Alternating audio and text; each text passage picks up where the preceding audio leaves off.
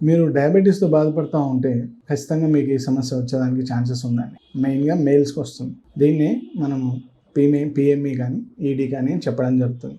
నేను మీ డాక్టర్ సందీప్ అండి. ఇది చెప్పడానికి గల కారణం ఏంటంటే, నా దగ్గరికి ఒక 2 మంత్స్ క్రితం ఒక పేషెంట్ వచ్చాడు. Recently married. 1 మంత్ కూడా అవ్వలేదు.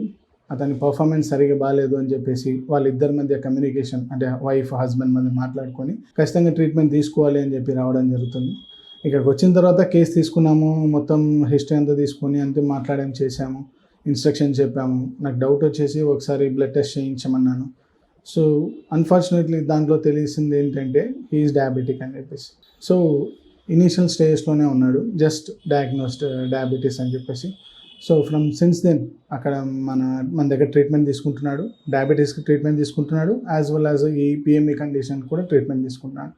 ఇప్పుడు మంచిగా హ్యాపీగా తన దాంపత్య జీవితాన్ని హ్యాపీగా గడుపుకుంటున్నాడు. ఎవరైనా కనుక ఇటువంటి కంప్లైంట్స్తో మీరు సఫర్ అవుతూ ఉంటే పైన ఉన్నటువంటి డాక్టర్ కేర్ హోమియోపతి నెంబర్ని సంప్రదించండి.